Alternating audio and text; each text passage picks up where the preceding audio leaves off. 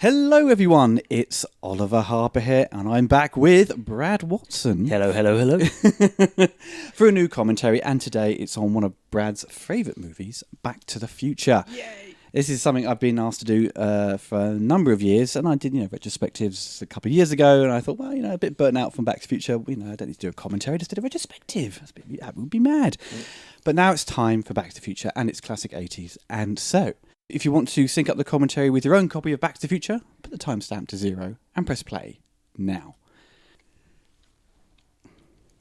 Now, Brad, did you see this in the cinema? Because you're a little bit older than me.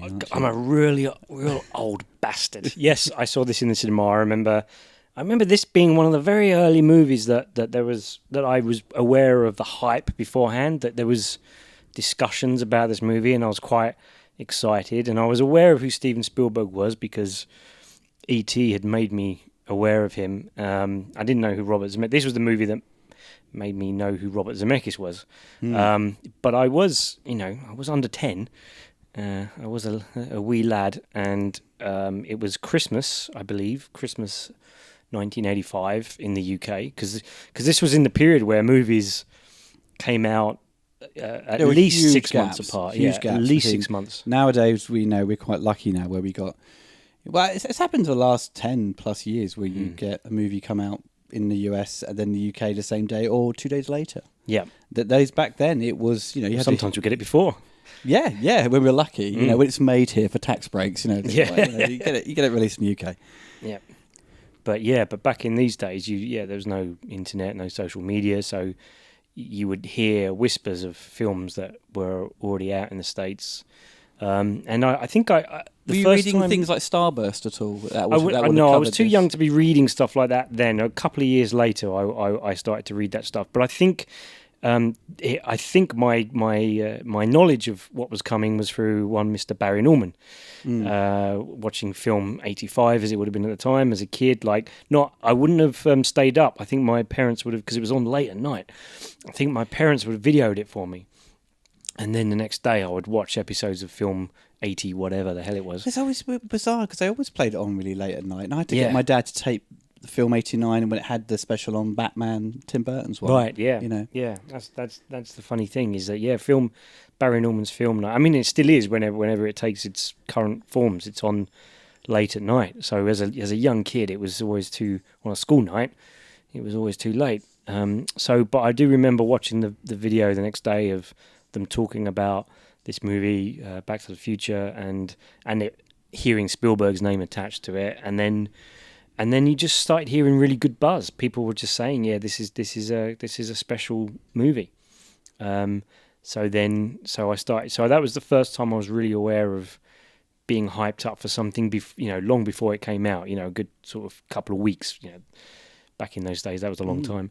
I suppose we need to comment on the amazing opening sequence. Exactly, we're yappering away tracking shot, over this beautiful shot, which is a Zemeckis staple. And Zemeckis is, I always wax lyrical about Spielberg's one take shots, and because Spielberg always does it in a non-showboaty way, in a way that you feel it being a one take rather than seeing it. Whereas Zemeckis is all about, look at what I'm doing in one take, that's not a criticism. I love it. I mean, the stuff he pulls off and the stuff he then started to pull off later. I mean, after this, he did Roger Rabbit, which was technically impossible to do at the time with a static camera, let alone complex moving shots that he did. But you can see him starting to go there, because before this,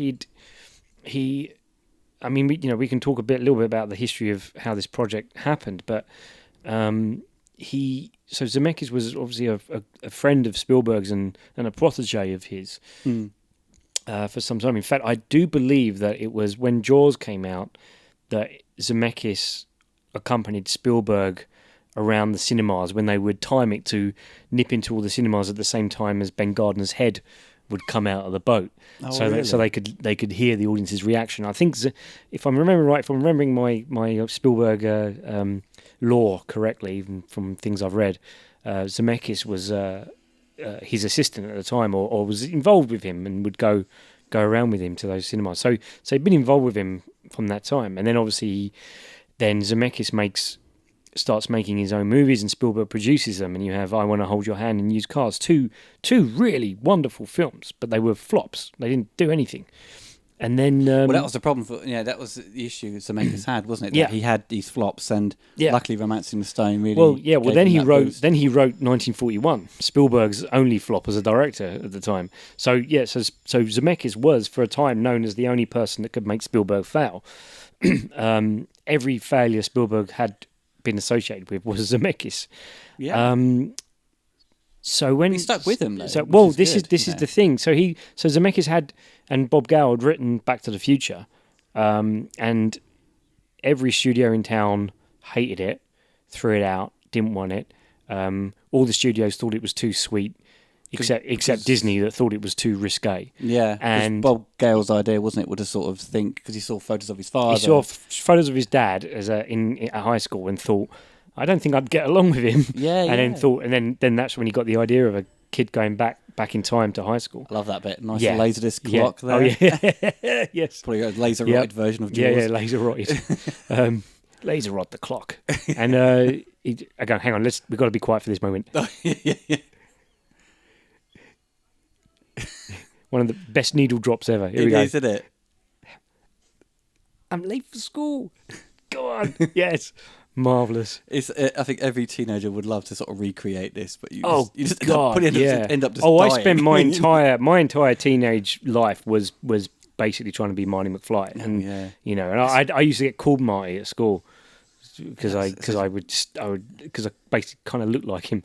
That's so funny that you mentioned that, Brad, because me and my girlfriend last summer we watched Teen Wolf, and Natalie goes, Brad's a bit like Michael J. Fox, isn't he? And I said, yeah, the mannerisms are very similar here. Because there's a bit where he's on stage trying to talk to the girl and he's fumbling, he's got when he's being a real prat. That's Brad actually there, right there. That is true. I thought you were going to say when he was all hairy and horrible. But that guy there in the car, I think he's a stunt coordinator or stuntman, because he's in Masters of the Universe. He plays Courtney Cox's father. That's right, yes. At the end. That's right, you're right, yeah. That's a bit sad, I know that. But anyway, yeah. So anyway, after, as we pause for that blast of 80s marvellousness. Yeah. So they'd written the script. Yeah, it was Bob Gale's idea, and then they developed it together. And then, and the only person that liked it was Spielberg. Spielberg loved it. But Zemeckis was like, I can't do another movie with you, Steve, because everything I've done with you has been a failure, and everything you do that's not with me is the biggest hit ever the world's ever seen ever. So he was hesitant to work with Spielberg on it. And then the real hero in the story, the saviour, is Michael Douglas, who is actually, if you look at the history of 70s and 80s Hollywood, Michael Douglas is a major player. And he saw Used Cars, loved it, and hired Zemeckis to direct Romancing the Stone. And then Romancing the Stone was a massive hit. And then suddenly all the studios wanted to know what Zemeckis had next. And he went, oh, you remember that script you threw out? Yeah, Back to the Future, yeah.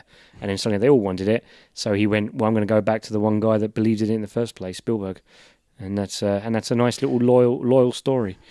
There's Huey Lewis. Yeah. He's like in his mid-30s at this point. Well, I always thought he actually looked older. Which is funny, because because I didn't know there was a music video for Power of Love which incorporated the Back to the Future stuff. Yeah. It was until years later, thanks to YouTube and stuff, you can see this. Yes. And because I don't think it was ever, shown on like The Box on cable or MTV, whatever it was. So I was like, he's just, he's turned what? I think he's 60 now, I think, maybe? Yeah, it must be. Yeah, must be. Yeah, it's good to have a little, brief cameo of him. Then I think also the guy on the left was the one who helped Michael J. Fox with the. With the guitar. Guitar, yeah. Yeah. It's good. I love cameos like this where you got someone where Huey Lewis. I mean, he's just playing Huey Lewis's track. He's playing his own music, and he hates it. That's what I love. I love cameos like that are like kind of, it's like Joe Dante in Gremlins 2 cameoing as a clueless director. I love cameos that aren't just someone just, oh look, it's him, but it's kind of funny what they're doing.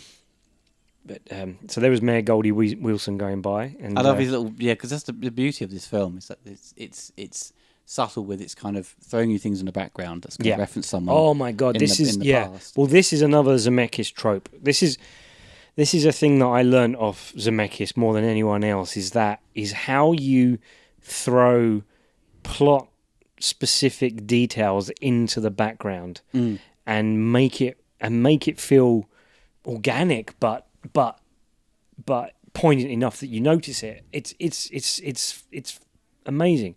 Like Roger Rabbit is full of them, and it's a real lesson of how you do that. You know, as a filmmaker, you really learn. It's like there, he's given you a little clue to what he's going to get. What he, it's one thing he desires. Yeah. Is that car. Well, this is it. Everything's being it's all being set up in these sort of couple of minutes.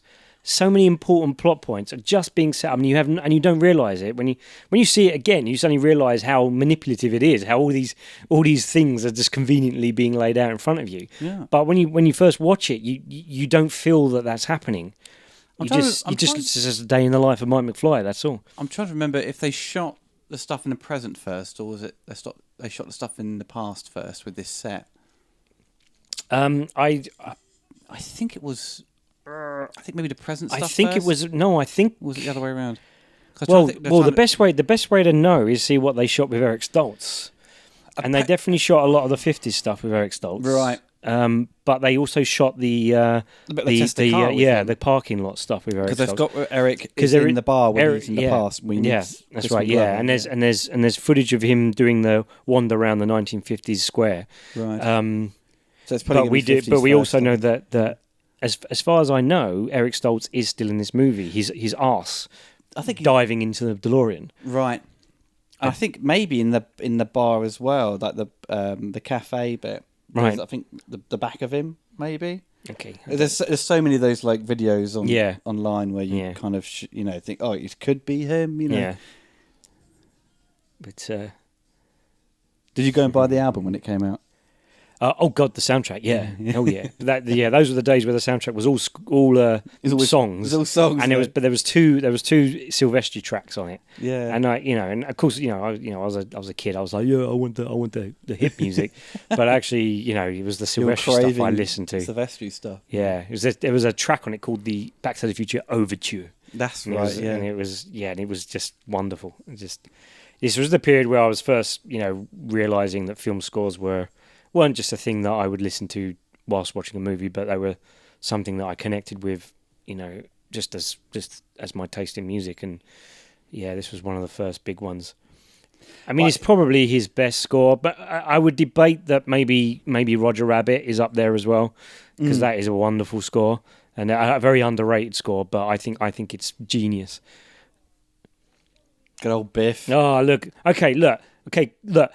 Crispin Glover, he's a nutter, but look at how good he is.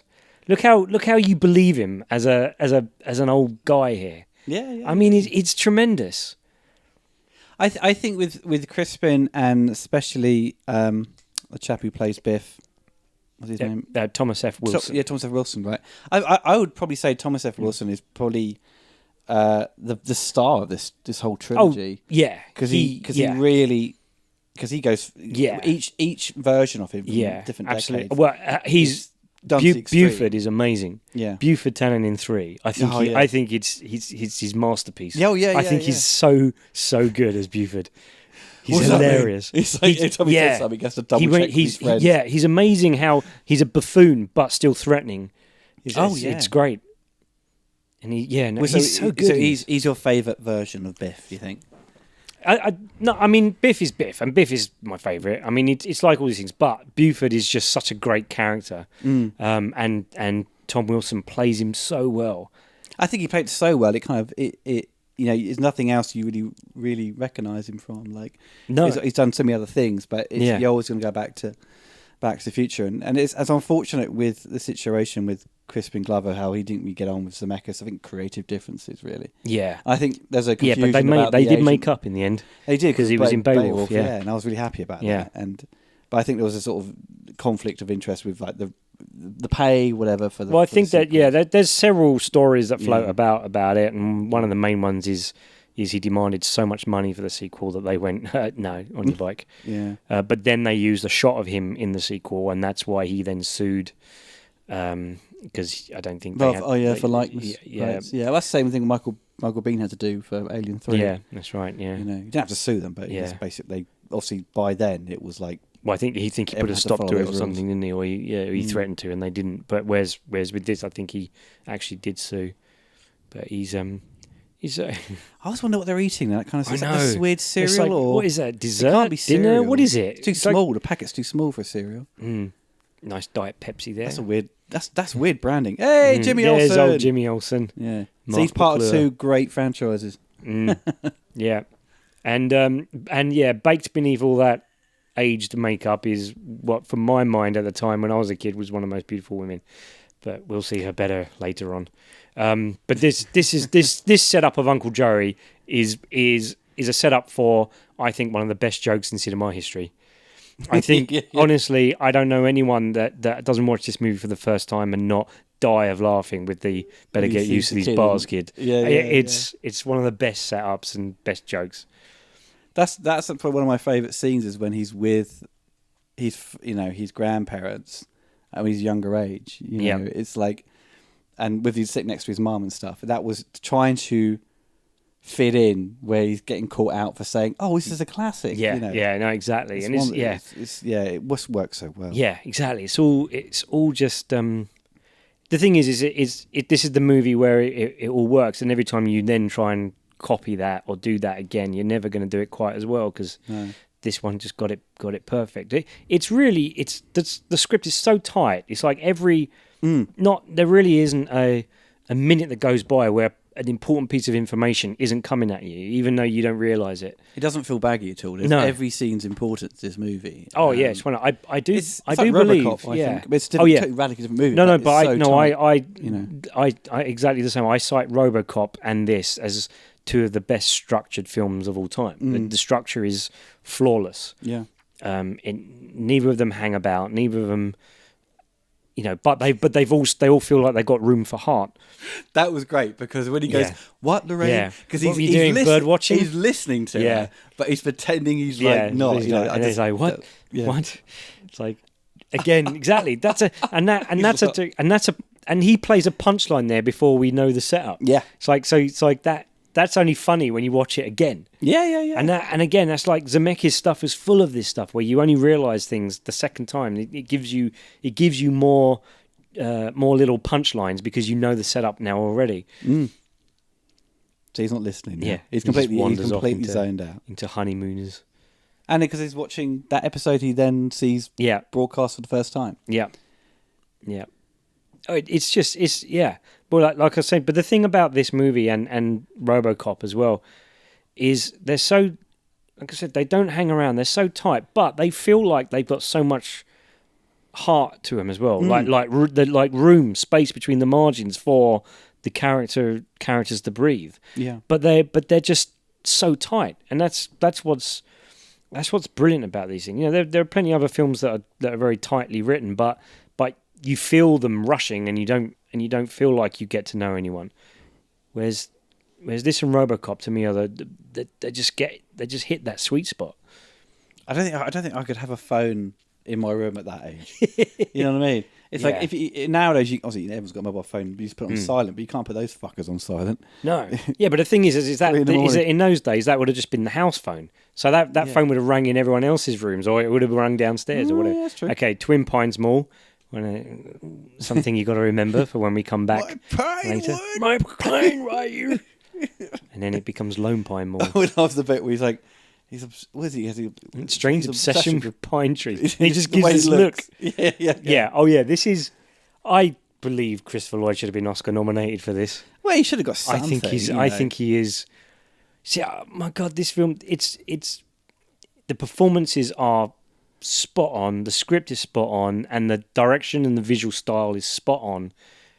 It's all just clicking. It's when you look at the production of this and how when he was doing Family Ties, wasn't it at the same time? Yeah. Going between those 2 jobs, having maybe 4 hours sleep a night. Yeah. 5 maybe. I if he's don't lucky. think even that. Yeah, he doesn't look tired. He's he said he went nuts. Like towards the end of it, he didn't know whether he was playing Alex or Marty. Yeah, he didn't know where he was. Yeah, and but shows how hard working he was. Oh God, yeah. This was and he was smoking a lot as well at that time. He was a heavy smoker. Yeah. And, this was a guy that knew that this was his moment to. Yeah, just time to shine. Yeah, this was his moment to make a mark, and he wasn't. It? Yeah, and he wasn't gonna let it go. It's unfortunate he did Secret of My Success. After this, I think maybe. I know. With Helen Slater. God, that fucking film. Some people love it. It's a cult classic, Oliver. Seriously, go back. I quite like it, but I don't. I loved it as a kid, I don't consider it as a classic. No, but watch it now. It's just it makes you vomit. Yeah, it is. Oh, it is terrible. Yeah. And it is. It's pure bad 80s. Yeah, pure. Yeah, it is bad 80s. But whereas this is like the total opposite, and this is pure timeless 80s. When people think of Back to the Future, they think of it as a kind of visual effects kind of movie where there was actually very minimal. Oh, it's very, amounts. very, very small. Yeah, I mean, it's quite a low budget film. They didn't have a lot of money. The only reason the movie didn't cost that much, the only reason the movie ended up costing as much as it did was because they brought the release date forward. When they did a preview screening at Universal for the first cut of it, right then and there, Sid Sheinberg said, "This movie is wonderful. This is a masterpiece. We need to bring this forward. We need to bring this out in the hot end of summer." And he said, "What will it take to bring this forward a month?" And I think Zemeckis just said, "Write checks. You just need to bring a whole lot more people on and pay them. Yeah, and then we can get it done." And that's what they did. So it was that. I think it was that. It went way over budget, but not because it was badly organised. It went over budget because Sid Sheinberg decided he wanted to move it forward and just paid whatever it took. Did you? Because I've talked about quite a lot. Like when we go down the pub, usually we talk about his experiences going to sort of theme park rides, obviously in the USA and stuff. And because I never experienced Back to the Future the ride. Oh man, the greatest ride in history. Yeah, because is it officially gone now? Yeah. Yeah, it's gone. It's gone. Yeah, okay. It went a while ago. I was. I'm a bit of a theme park freak, and I'm. I can very happily call myself an Imagineer now because I'm working at a theme park in India, but not in next step Universal, who knows? But but no, as a kid, I've been a theme park freak all my life, and the Back to the Future ride is a very seminal moment in theme park history. Doug Trumbull, wasn't it? Doug Trumbull shot it. 70mm. Yeah, glory. It totally. It was mind blowing at the time. And all it was just one of the first simulator. I mean, Star Tours was earlier, but it was the first. It wasn't IMAX; it was called OmniMax. Yes, where it was a wraparound screen and everything shot with fisheye lenses to match the curvature of the screen. And it oh my god, it's so good. And I can quote the dialogue in that ride as much as I can quote the dialogue in this movie. I think you can get it on YouTube. I think you can see the ride film, but obviously it doesn't do it justice because it was a phenomenal experience. I used to go on that ride all the time at Universal in Florida, like come straight off it and then queue up again, go straight off it. And then it was always good when the stunt show was going on. No one was queuing up because they were watching the stunt show, so I'd just go on it again and again and again. The choice of the DeLorean. Now, the DeLorean is one of my favourite cars. It's a car I always want.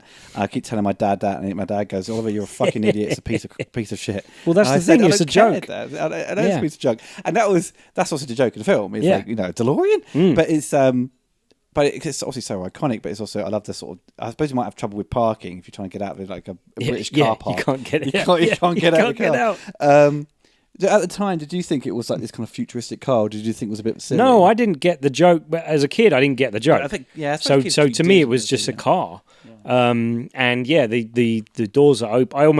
I think when I first saw it, I didn't know that it was a real car. I thought it was a kind of a film designed thing. Yeah. But then later, my dad explained, no, it's funny because the DeLorean is like one of the most famous disaster cars of all time. So unfortunately I wasn't privy to that joke at the time, but obviously it's had a really shitty engine. It was like a disaster. But I think Zemeckis has a letter from DeLorean that he wrote to him, thanking him for putting the DeLorean car back on the map. And then it became a collector's item. Well, yeah, because you can still. I think it's based in America where they got all the parts from back in the day, where you can just get new old stock, as it were. Now this is genius, right? This way of explaining time travel back in that day, just by having those two clocks now exactly 1 minute apart, Yeah. It's genius. It's so simple. As a kid, I'd never seen time travel explained that simply to me, and there it was. And because I always remember in the second one when Doc Brown gets the chalk and the blackboard out, I got really excited because I'm like, oh, he's gonna explain it to us. It's a lesson in the rules of time. And it was like, they skewed off to create the alternative timeline. Off to this tangent, and suddenly it all makes sense. It really does explain it well. It's always interesting how Marty sort of becomes friends with Doc Brown. I suppose I suppose it's a kid sort of being fascinated with technology. Well, yeah, I think. And, I think it's a very interesting point that you bring up there, because it kind of shows the difference between movie making then and now, because there's no need to explain it. Like there's literally no explanation of it. There's no little throwaway comment. There's literally no explanation as to why the hell these two are such good buddies. There's no explanation for it whatsoever.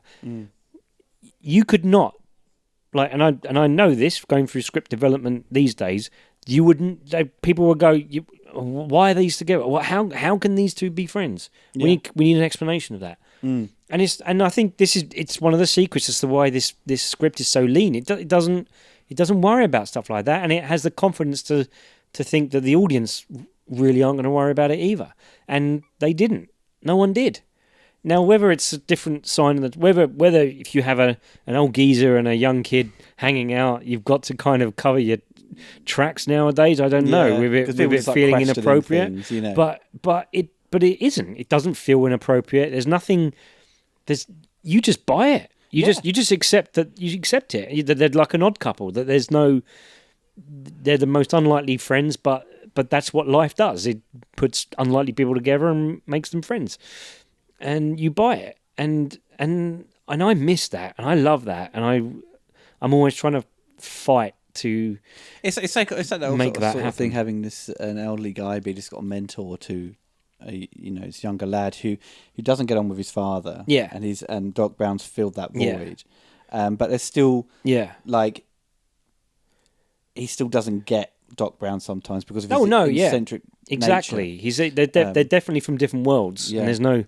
But that's kind of almost the lovely thing about it as well. And but the thing, Marty McFly he's simultaneously cool and simultaneously a geek. Like he is, and this is back in the days when geeks weren't cool, and they're still not cool. The media just seems to think they are. But I'm a geek, by the way. That's not a.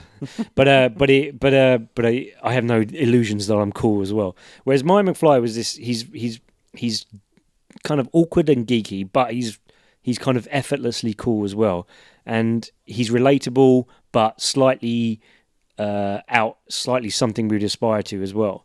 And as a kid, and so the geeky part of him makes you kind of accept that he would, have an affinity with this loner, crazy scientist guy. Yeah, and and I love the fact there's no. I'd hate to know how they met, I don't want to. I don't want that. It'd be unnecessary, to a certain degree. Maybe because the past has already happened. He's already gone back in time. Maybe I don't know. Well, exactly. I mean, I mean, it's happened. Exactly. Maybe Doc. Yeah, you just don't know. Continuous loop. Yeah. But this bit here as a kid always kind of scared me because it was the music by Silvestri. Yes. Dun dun dun dun dun. Yeah. And it kicks in, and he goes, the Libyans. My mates would just laugh their arse off when he says that. And if you were used to the TV version of this in the late 80s, you would then hear Michael J. Fox go, "Holy Jesus!" Some bloke's voice came in and dubbed in the word Jesus over shit. But the Libyans, it's brilliant. It's just so unashamedly racist. So you're thinking Stoltz is when he jumps in the car here? Or? I believe, when Marty dives into the car, that shot of him diving in is Stoltz. I believe. I don't know that for sure, but from what I've heard, I love the gun because it's like an old Western gun. Yeah, Okay. And this was, as a kid in the cinema, I did not expect this, and this was quite a shocker. Like, yeah, when you really thought, oh my god, because you met this guy and you instantly fell in love with him, and then there you see him get gunned down in front of you.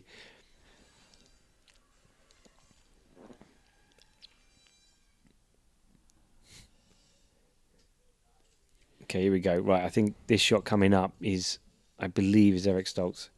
That. Yeah, the hair. Yeah. Yeah. Hair's slightly different. Okay, and here we go. And here we have an action scene in a parking lot. That's what I love. That's what I love about these movies. You can make like exciting chase scenes in a car park. Like, well, that mall is still there, isn't it?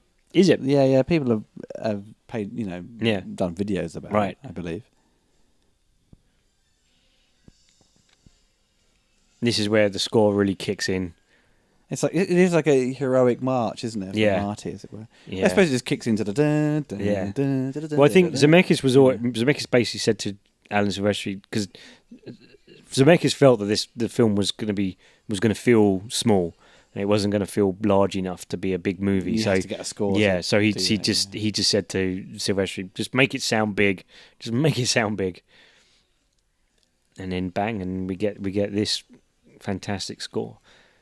And I think it's totally appropriate that he did Ready Player One, and because I think there's very Williams-esque. It's a little bit like Last Starfighter as well. Definitely. But if you listen to like his scores for like Father of the Bride and Richie Rich, they sound very Williams. Yes. So he has got a lot of Williams in him. Hold Alan. Take that as you wish. And here we go. Boom. Okay, here we go. Now suddenly the movie just becomes comedy gold. Oh, it's amazing. Yeah. I mean, the way his helmet just randomly falls down over his head. And so we're coming up to what I consider to be the second greatest stack in cinema history. The second greatest fall, which Michael J. Fox does. Oh, when they close the door. Yeah, when he falls over the barn door. I love how because the kid brings up the comic, doesn't he? Yeah, and this is why the DeLorean was picked, because it most looked like a flying saucer for this joke to work. What magazine was it? Oh, Tales from Space. Yeah. Space Zombies from Pluto, and that goes into the idea. What was the original title? No, it wasn't the original title. Sid Sheinberg wanted it to be called that, and Spielberg sent him a memo saying, "Good joke, Sid," and then it was never spoke of again. But this is so good. Here we go, and down he goes. But it's the fall coming up that is, I think, Buster Keaton level. Yeah. Sorry about your barn. Yeah, sorry about your barn. It's the way he does it. It's the way he says it. Here we go. And it all just stays in one shot. It doesn't cut. It doesn't cut to the fire. The shot being fired. It just. Yeah. This is Michael J. Fox gold. and then look. I just love the way he does that.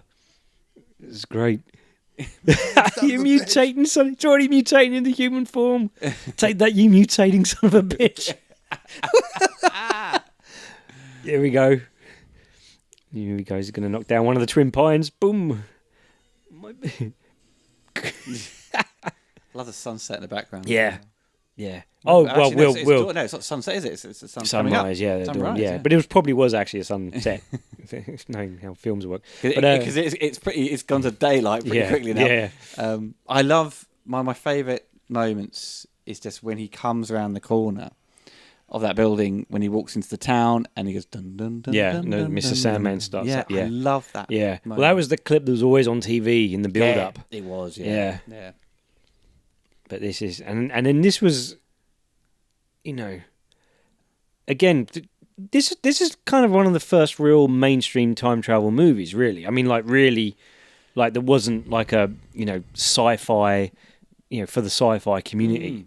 So this was all these things like being the dramatic score when he sees that his neighborhood doesn't exist anymore was really, it was really showing people that weren't really had knew much about time travel stories. No, if you go back in time, you suddenly all these things are going to matter. Suddenly you're going to realize your house isn't there anymore. That also like a mix of the Twilight Zone as well. Yeah. Where you'd see things like that. Yeah, Occur absolutely. with something, people going back in time, or someone who never existed, whatever, and things have all changed. Yeah. This is and this is where we're setting up the next one of the hurdles for him to go over. But my favourite stack in cinema history, by the way, is Bill Murray in Scrooged. Oh yeah. All I'll say is I thought you were Richard yeah, Pryor. When he thinks the guy's on fire and then he chucks the water over him. So I thought you were Richard Pryor, and then the way he falls over after that is I like it when the genius. Is it the angel or something? She attacks him. Yeah. That's good. That's a good fall. Right, here we go. This is so good because now you've subconsciously, you as an audience member, you've got to know this square and you don't realise it. So then now you're seeing it different, and it just seems that it's all cleaned up. It's new. It's new. It feels fresh, and it felt like when you see it, it's a sort of a reflection of what was going on at the time where things weren't being exactly. The money wasn't being spent. Things weren't being refurbished. Things were just run down. And for him, it probably felt normal, but now it just seems very alien, where everything just seems clean and all new and clean. And obviously my parents would be watching this and going out of their minds. This felt so authentic to them, and they really recognised the feeling of the 50s, and and it's the nostalgic of that. It's like in the 80s where people were nostalgic for the 50s, and like everyone's nostalgic for the 80s now, and which is a whole other conversation. It's all clean and wholesome, as it were. Yeah, and everyone eating their beef burgers stuffed with cigarettes or something. That's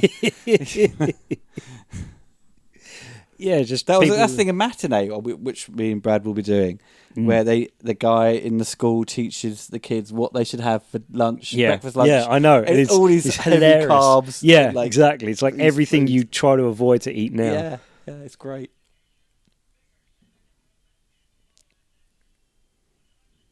See, also when I look at this stuff, I'm reminded of the Secret Cinema event in London for Back to the Future. Yeah, I never attended that. I had friends who went, and obviously Brad went and explained it to me, and I was just like, this still sounds completely alien. I was like, what is going on? When you tried to explain, I think you went to Blade Runner, didn't you? Yeah. I was just like, no, I did Star Wars one. Star Wars, I was just like, what? Yeah, but the Back to the Future one and the Star Wars, they were both fantastic. For those of you that aren't in the UK, Secret Cinema, look it up. It's phenomenal. This is brilliant. The life preserver gag. Yeah. You just, again, I think he's going to drown. Yeah. These body warmers were such a thing in the 80s. And everyone thinks it's a life jacket. Thinks he's in the Navy. So you wouldn't even do that now. You couldn't even look through Yellow Pages. No. Like a phone book, whatever. Yeah. In these just thinking there's like the digital watch going off. Yeah. Double take. Yeah. Right. But look, George McFly, Crispin Glover, he's there in all these scenes. You can see him in the background, and I can't even imagine just going to like a cafe to have my breakfast in the morning and just be like, I don't know, just saving money. Yeah, well, I did. Yeah, and when I lived in New York, I was always going to have my breakfast in diners. Oh, did you? Yeah. Living the dream. But this is great because he's covering up Crispin Glover. You can't see him. And they both do. They put their fingers through their hair. Don't they? Yeah. There you are. Look. Yeah. There they go. Look. Father and son. And he's eating that cereal again. Yeah. It must be cereal, but it's just such a small packet. It's confusing me. This reveal was so. I remember everyone in the cinema lost their nut. They were laughing so much. I think this was the moment where the movie reveals itself to the audience. Where suddenly everyone got Oh right, this is why we saw all that stuff. This is what suddenly everyone realised what the movie was going to be. That it was going to be about his parents as kids, and him having to see them. It's great. It's great seeing Billy Zane there. Yeah, old Billy Zane, the old Phantom. The Billy Zane is the best in Back to the Future 2. Where he's like, how the hell's he changed his clothes so fast? I love that bit. It can be the hard way or the easy way. The easy way. Yeah. He's Oh man, you couldn't wear those 3D glasses all the time. Christ, your vision would be so screwed. You see everything in red and green. Yeah.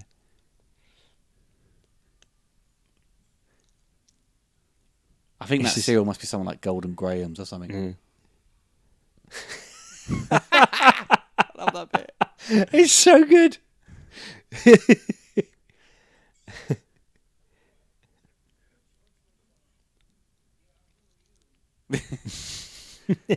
Oh, he's gonna be mayor. That's right. He's good. Mayor. You could start by sweeping the floor.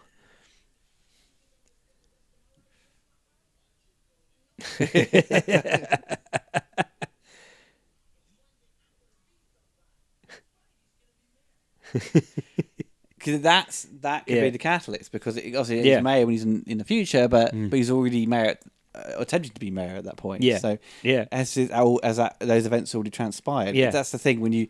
I think Roger Ebert had brought it up one time. It's like the more when you start picking apart time travel movies, it becomes a mess. You can't. Yeah. Time travel. It never works. It doesn't work. It's why it's why I always say with the Terminator movies, the only Terminator movies that work are the ones set in the present, where something's come from the future to change the future here. If you do stuff set in the future and then you going back to the past to change it just doesn't work. You've got no time travel story actually works when you think it through. There are all kinds of theoretical, and I'm a student of physics and science, and I love all that stuff. And there's theories of time travel and all that stuff. But if you try and tell a narrative story with time travel, you're always going to be cutting corners. You're always going to be cheating, and you've got to just go with it. Yeah, you got to just go. And this is the bird watching. What, Lorraine? What? It's always actually the stunt when he gets hit by the car, but when he falls to the ground, hits his head. It just actually looks it really looks like it hurts. Yeah, like bam, here we go. Look, boom, ouch, and then there's another one, boom, ah. Oh man, this is one of my favourite lines. Another one of these damn kids jumped in front of my car. Oh dear. Stella.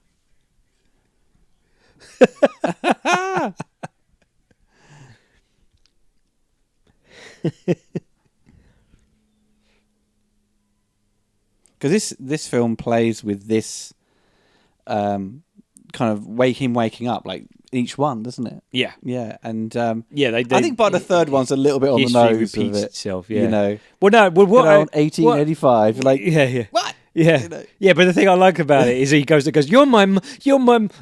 Who are you? That's what I like about it.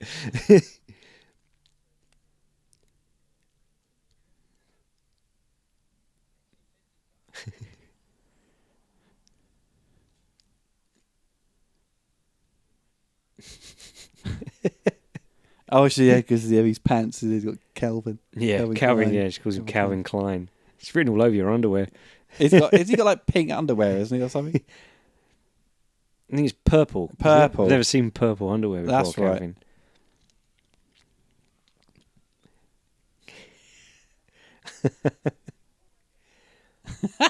She really plays the like simultaneously innocent, but also so sexually active. Yeah. Wanting she's like to a be. randy, she's so randy, girl. but nervous. Yeah. Yeah, she does it so well. Because she won't. There's moments where she kind of looks away all the time, where she won't look directly into his eyes. Yeah, she's now. But yeah. it's like there's that kind of that goes with being nervous, isn't it? Yeah, and she just gets these moments of confidence and yeah. But she's always, because she was, to him, she was kind of she gave off the kind of notions, Yeah. talking to her kids, that she was a bit more reserved. Yeah. And it's obviously a massive lie. Yes. Oh, good, fine, good. My God, it's my mother. Well, yeah, you're in your house. Well, who else would you be? Put your pants back on. I love it because you can see her in the You can see her in the mirror. Yeah. Look, look at her laughing. Yeah. And then down he goes again. He falls over so much in this, but he just does it so well. He's one of the best stackers in history. Best stackers. Yeah, well, he did some amazing stacks in Sin City, the TV show he did. There's one brilliant one on a treadmill that I remember.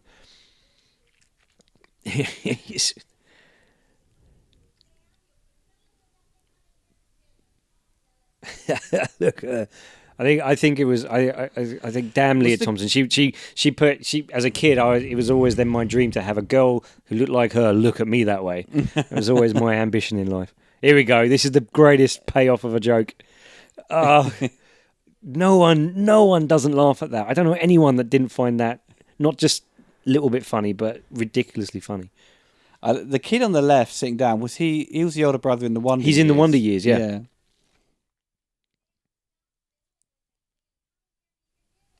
The dinner. It's like when I knew some American people, and when I was younger, like kind of lived in Cambridge, but when they said Oliver, they go Oliver, Yeah. drag out that R. Yeah. Say one R, please. Yeah. Don't need that many R's at the end. Yeah. The drawl. That's fine. I quite like it. You must be rich. Nobody has 2 television sets. Also, another great thing is with his grandfather. He's just like a little bit like Crispin Glover's, because he's not. Even though there's no relation there, but they're playing a way where he's not actually focusing on the family. He's just directly watching that TV. Yeah, and he just kind of he jumps in when it's it's the selective hearing. Yeah. All men have selective hearing. Oh yeah, especially when there's a TV show on. He must be an idiot. Yeah, he's an idiot. If you ever have a kid like that, I'll disown you. It's just so full of that stuff. It's so good.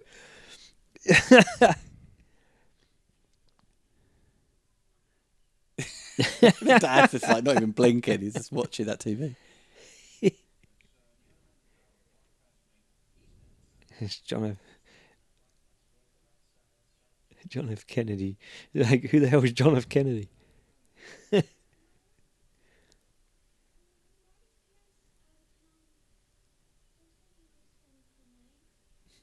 Oh God! Oh God! It would freak you out. Yeah.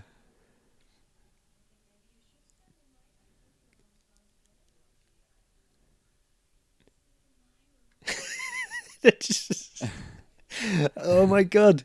It is really fucked up. I mean, it is. This is the thing. Back in those days, you could make wholesome, fun family movies about fucked up concepts. He's an idiot. And again, then suddenly you're like, suddenly the plot is like now laid out, you know? Yeah. Like suddenly you realise it's about time travel, but what are we going to do with it? This is what we're going to do with it. We're going to have some fun. It's only, isn't it in the future that's left is that building? Is that right? It's all fenced off, or is it a separate thing altogether? I think it's a separate, because this house. Because this house, well, in the opening montage, I believe, the opposite of the montage is one shot. Yeah. In the opening shot, there's something about the Brown estate being burned down. So I think that I think the implication there is that he's funding all his activities with his insurance money. Right. But that's right. I love everyone goes, that can't be Einstein. It's like, no, it's not. It's Copernicus, which they let us know in Back to the Future 3. This is so good. This is just complete madness. This is complete madness. I love all the smoky looks of it as well. It's just like 50s it's all smoking, stuff. It's all wires and levers and lightning. No. Coast Guard. Okay, who else? If someone else had to play Doc Brown, I think the only person I could think of would do it, who could be good enough, would be Kelsey Grammer. Yeah, because he's just got the madness. Yep, with his eccentric nature to his delivery of his words, and I guess that's a good call.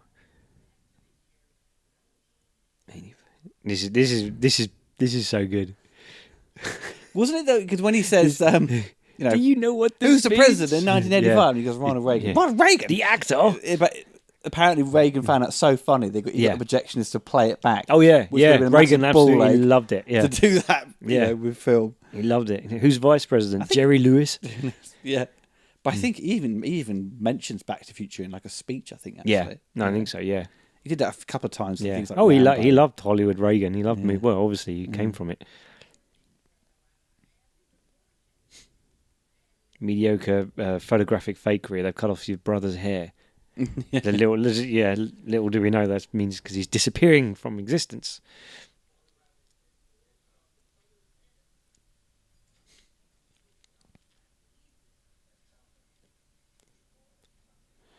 I love those big old houses, like American ones, where it's just like huge sprawling rooms of wood.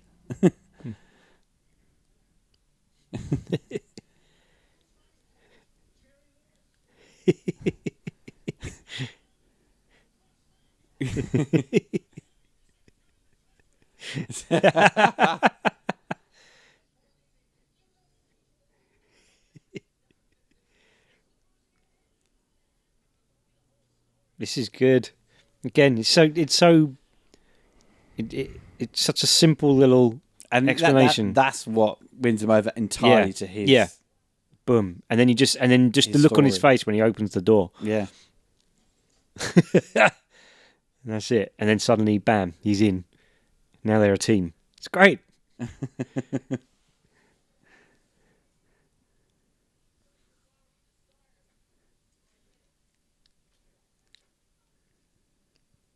I finally invented something that works. Yeah.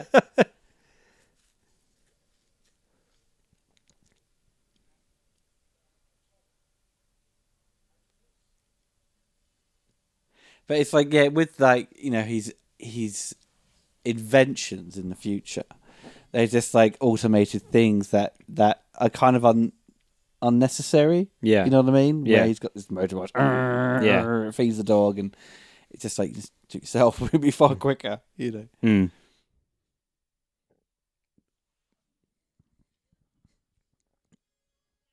You really feel for him here. You really like feel his joy that he did it. I've still got a poster for this. I've not got the original theatrical one from the 80s. I never, obviously too young when it came out, and never saw it I don't think I ever saw it kind of like floating around like film memorabilia places. Well, maybe I wasn't paying attention, but I've got the 25th anniversary poster. Because when I was a projectionist at the time, there was Universal would start re-releasing movies, like digital copies. There would be Scarface, The Thing, some other movie, but Back to the Future was part of that. Those re-releases, they play it for like a week in the cinema. Yeah. And they had the 25th anniversary, and that was the only poster actually I ever took. I actually asked for when I worked as a projectionist, because everyone always was going through the poster bins, in the marketing room and taking all these. But I thought, well, most of these films I don't really want a poster of, because posters aren't that good anymore. So I didn't feel any desire to grab them. It's classic. 1.21 gigawatts. Great Scott. What the hell is a gigawatt? I love this conversation. Conversation with someone else. Because that's who he wants to live up to, isn't it? Because he hasn't invented anything that actually works. He's got them all up there.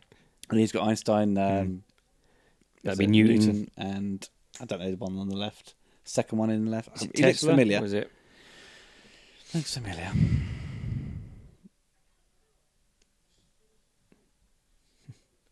Now, what did you think This is- about the replacement of the actress for his girlfriend with Elizabeth Shue coming up part 2? Do you think that? I think at the time, I know she obviously later on said she had family troubles. Her mum was ill. Yeah, she couldn't. She couldn't She couldn't come back. Yeah, She gave up acting. yeah. I thought it was a shame because she actually looked Yeah. more Oh, in keeping with his age. absolutely. She- I younger. think Elizabeth Shue, who I like in a lot of films, Yeah. I just don't think she's that good in.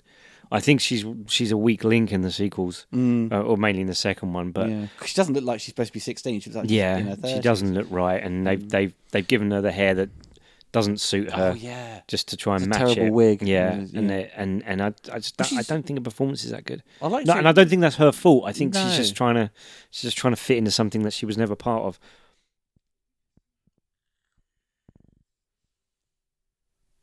You know, whereas this is the thing. It's like I can wax lyrical forever about Back to the Future 2 and what that movie meant to me at the time, but this movie, there's no weak links in it. It is. No. Everything is flying. Every Did you- performance is Did you top think notch. though there was going to be a sequel to this? Even though it kind of ends with the potential option. Yeah, no, of a but sequel. that was never intended as a sequel bait. It was always a joke, and in fact, Zemeckis and Gale always said if we'd intended for there to be a sequel, we would never have put Jennifer in the car. right. So that's why they had to figure out a way to get rid of her. Yeah. They would And it's never have done interesting that. I'm sure I had looked into it at the time. I did a retrospective on part 2. I think that if Crispin was involved, I think he would have also been a bigger role for his father. I think he still did he still kind of die? I think in the original script. I can't recall before they obviously had to I don't reduce him. think he did. No. I think that's one of the things they did. It's like, if he's going to ask that amount of money, fuck it, we'll kill him. I think that was that. I might be wrong, but I think that was the case that they wrote him out by killing him off in the period of the modern day. But this was another clip that was always on TV. This was always, coming soon, Back to the Future, and they'd show this clip.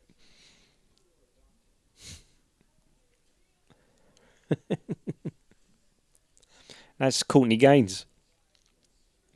Which was that? The ginger dude. Yeah. Yeah. Was he in? What was he in? Ah. Oh, The Burbs. The Burbs. Yes. That's right. Yes.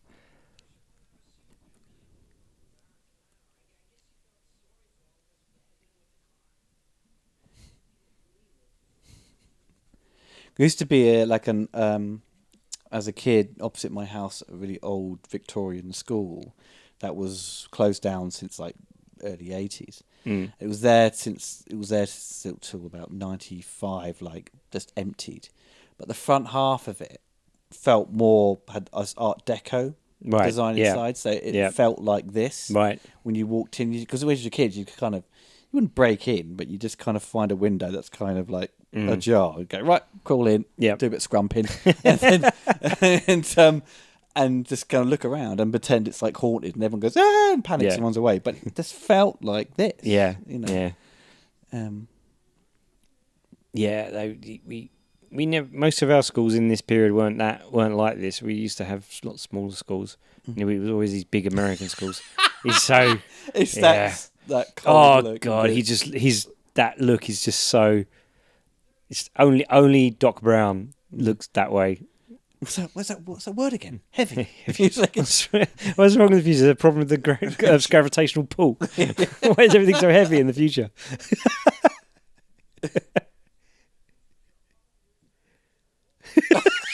and he just forgets about it. It's just a throwaway line. Oh dear.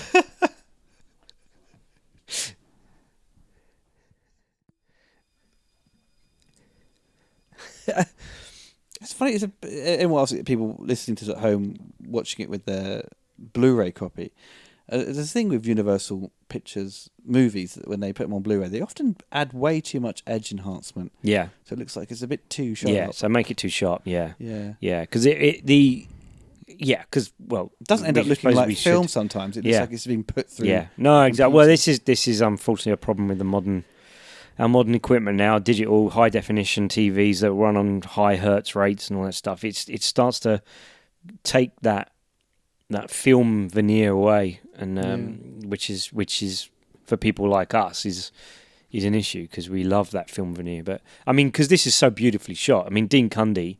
This was when Dean Cundy was, kind of, he moved on top of the game. But he's still working with Carpenter. But Yeah. This was his his big step, I think, to being part of Spielberg's team. Yeah, because then he did Jurassic Park and stuff. Well, it and became Hook. Zemeckis' regular for a few. I mean, he did this. He did Roger Rabbit. He did the 2 sequels, and he did Death Becomes a.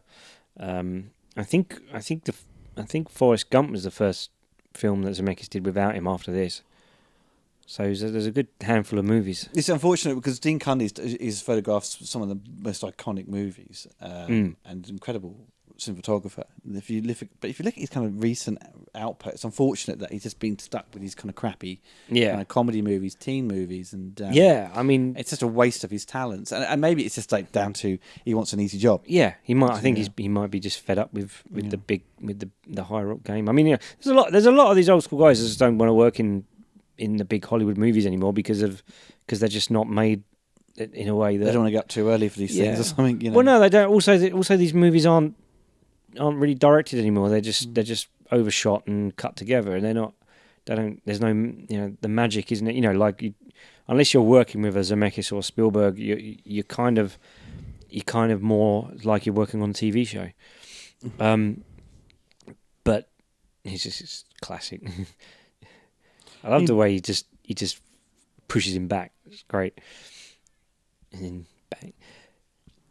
bang. But Dean Cundy. I mean, I think this is really nicely shot. But I think his work on Roger Rabbit is stellar, and Apollo 13. I'm going with Hook. Well, I was building up to Hook. I think Hook is his masterpiece. It is. It's freaking phenomenal. You look at the size of the sets that he's lighting in that film, but the beautifully way they're lit, it's phenomenal. Why do you keep following me around? He's running after. Oh, because he wants to watch his Mystery Science Theatre, doesn't he? Yeah. That's the way to get through to him. He's on the planet Vulcan, isn't he? Yeah. Yeah, and this is the reason Sid Sheinberg wanted to call it Spaceman from Pluto. Films with the title Pluto don't do well. And he wanted Doc Brown to have a monkey, not a dog. No. Originally, Doc Brown had a monkey, and Sid Sheinberg said movies with monkeys don't do well, so can we make it a dog? But also, as I was saying with the term they gave him Pluto, that one. It's really films that start with the adventures of don't do well at the cinema for some bizarre reason.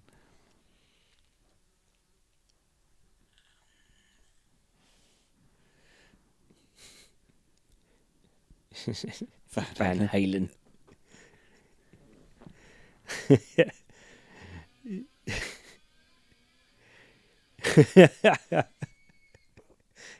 And the hairdryer is in there. Which that hairdryer is, I think, from a deleted scene because it's from Doc Brown's suitcase that he put in. Oh, that's right, yeah. I love how, because every comic book or sort of fantasy thing has got something that is similar to what Marty's got with him. Yeah. Marty. I like that he's a changed man. Yeah. But I love the way he explains it to him, like so matter of factly. Last night, Darth Vader came down from planet Vulcan. And he's trying to twist the.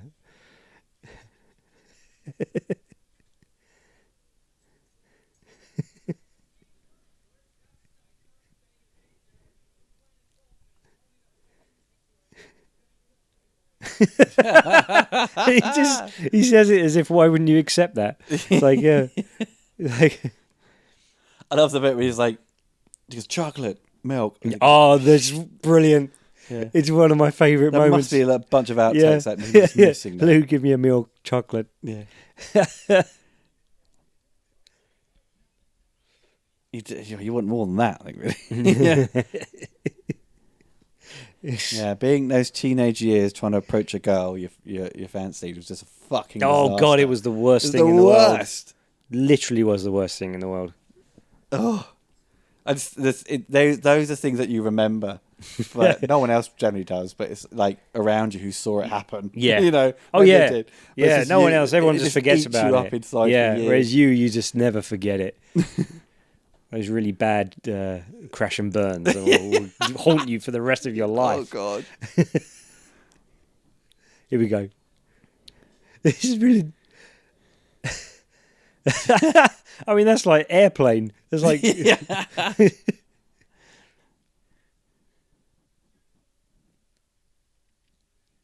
Everyone's just eating beef burgers and Burgers milkshakes. everywhere. My density has popped me to you. Oh, it's like going back. Yeah, I know, chowing down. pretending to eat a Yeah, burger. that's it. God, don't eat too much of it, mate, because we're going to do a few takes of these. But it's fake. It's like a Fisher Price Yeah. burger or something. It's plastic.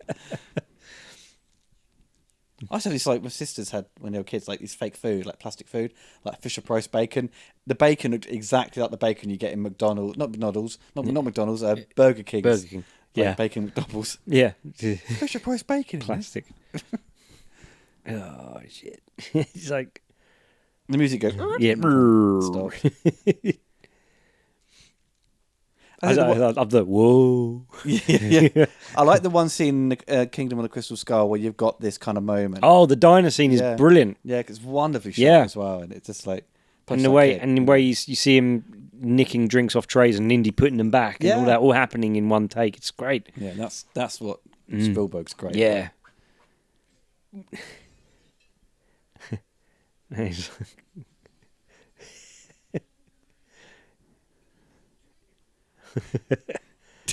There's a good name by his underwear or what he wears. Yeah. So, you seen the film The League of Gentlemen where they call him George of Asda because of his jacket. yeah. Give him the ladies' cuddle. That sound too bad. I love the way on that shot of the skateboard going around the corner, you can see all the previous takes etched into the pavement. That's right. This was so cool. I love it when the kid goes, "Whoa, look at him go!" Yeah. It's like- Oh, look at him go.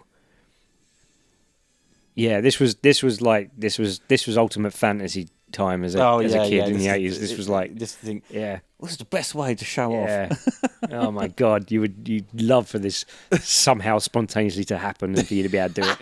Like, it's brilliant wish fulfillment as well. You know, Oh, cool. because you relate to Marty McFly, but he's also way cooler than you. So yeah.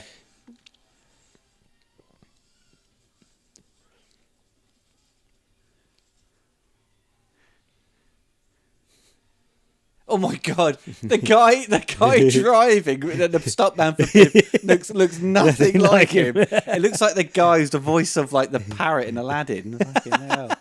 It's so weird. Shit! I always remember I had a baseball card of Marty jumping over that, and it's from a different angle, and you could see that. You could see it was just a stuntman. You could see it wasn't actually Michael J. Fox. Yeah, was it those what were they The called? bubblegum cards. Yeah, was it Tops? Not Tops cards. Top No. Trumps. Was it Trumps? Because that Top Trumps is more of like a game, isn't it? Yeah, yeah. With something like that. Yeah, because I got a bunch of Superman ones and Ninja Turtles like cards. Didn't know they did. I didn't know they did Back to the Future ones.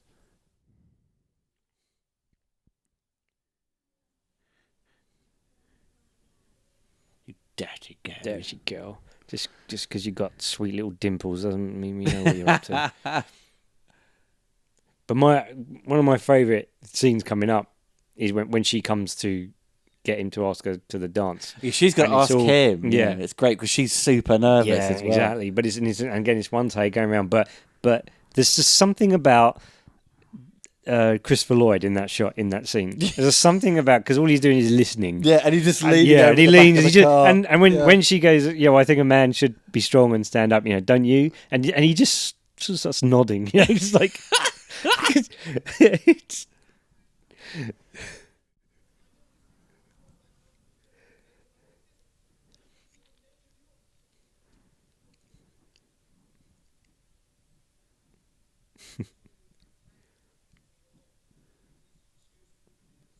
I love how he's like using milk bottles or ketchup bottles Yeah, for the yeah. thing. That's really cool. I like that.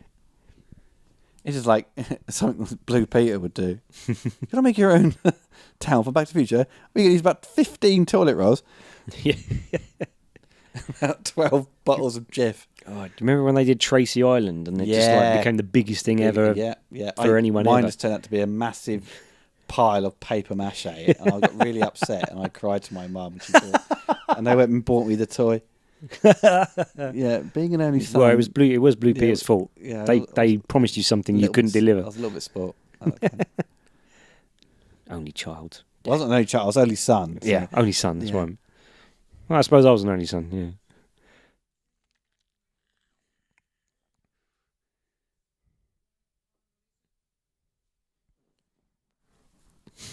I'll simulate the lightning with a big plug. It's like, what's the point of this? Really? Do you need to do this?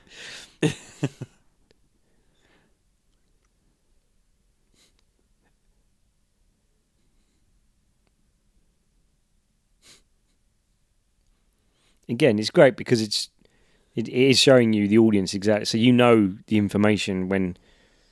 This is great visual storytelling. Yeah, when the finale starts happening, it doesn't have to explain to you what's going on, but it does it with a joke.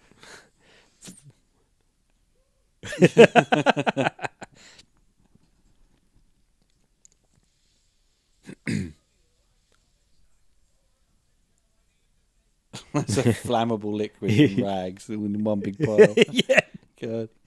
Health and safety. and the car just goes straight to it. Here we go.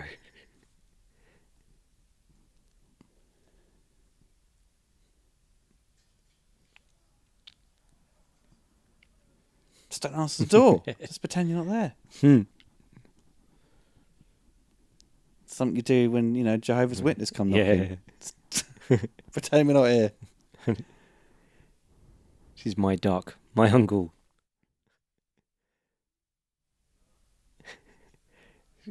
Christopher Lloyd is just so good in this scene.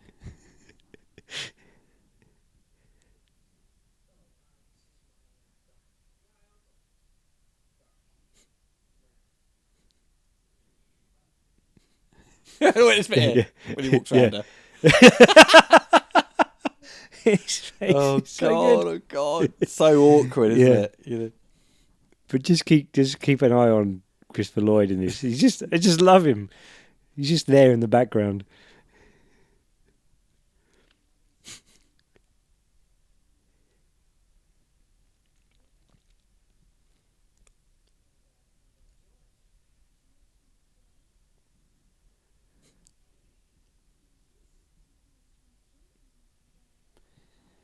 See, that's the thing there, where she knows she kind of does fancy. Yeah, she does think he's cute. Yeah. It's not a complete loss. Yeah. Look at him. Don't you? He's I suppose so. This is brilliant. This bit here, I love this moment here because Crispin Glover is so like. It's a bit theatrical where he delivers his lines, and his mannerisms. He goes, "I think I should swear." But he does it, yeah. Goes, get your damn hand, and he does that, and then you really think I want to swear? Yeah, there's just a thing doing things with his hands. But then my favourite line is look, you're not going to be picking a fight, Daddy-o. Daddy-o.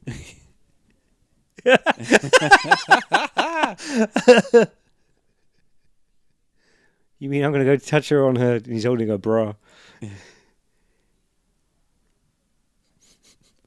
And he's only doing this because he thinks someone's going to melt his brain. So you never see his mum, do you? Either I don't think. I think it implies that he may just be with his mum. Yeah. Yeah.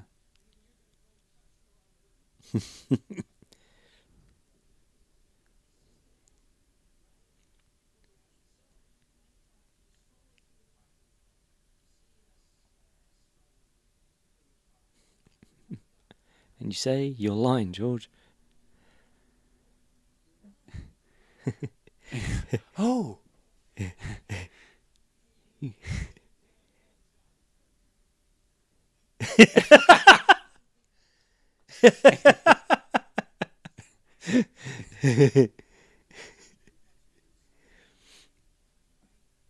It is an interesting thing, Crispin Glover's performance, because when you hear the stories of how Zemeckis was practically pulling his hair out at his antics, but there's, and he wanted to go nuts with a lot of it, look crazy. He came in one day with his hair all stuck straight up. Did he? Yeah, and he's like, what are you doing? He's like, I just think that George will have his hair up now. And he's like, no, don't do that. And he had to deal with all that kind of really, but without that, you wouldn't get that little magic that's going on and making him such a lovable buffoon. With the cinema in the background and this kind of street bit here, it does also remind me of Gremlins. Oh yeah, I think similar. it's the same street. It is the same. I believe it was shot. Yeah, I believe it's the same street.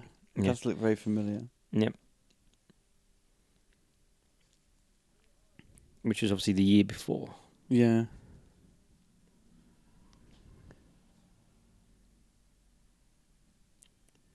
I think it burned down a few years after this whole part of Universal.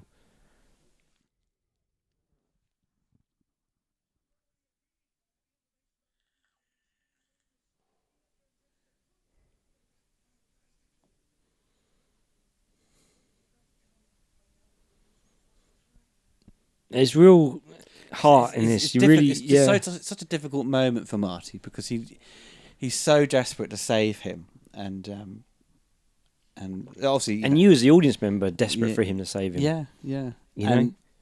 And thank God, he's what's the word? He's desired sort of, he can't hold a secret. He needs to find out.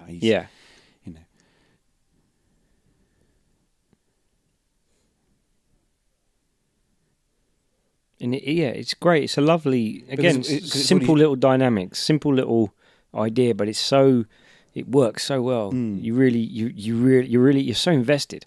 It's also like because Doc Brown also doesn't really stick to the rules either because he's already seen the tape and exactly. He knows kind of what's going to happen and he's trying to warn him. So he's like he'll have a moment of weakness, which he does. I still want to know how he gets out of that. He hasn't got a permit for that. No, he's just pulling money out. Yeah, to pay him off. Oh, he's pulling money. Oh my God. Yeah. See, you learn something new about movies every day. I love that boat. That new sound you're looking for? Listen to this. Yes. Yeah. Oh, it's great. Is it Marvin Barry? Yeah. Chuck is your cousin. Your cousin Marvin Barry. Yeah. Of course, it's Berry, but we always say Barry because that's how it sounds like he says. It's like flux capacitor. Flux capacitor. We always thought it was flex capacitor, but it's actually flux. Flux. Yeah. But the way the American accent sounds, it sounds in it to our ears like saying flex. But her outfit there, she does look like she's dressed like an old lady would dress, Yeah, but then she takes it off. Oh, yes, true. Yeah. Look at her. She does it like someone's nan. You know what I mean, with a bag and stuff. Yeah.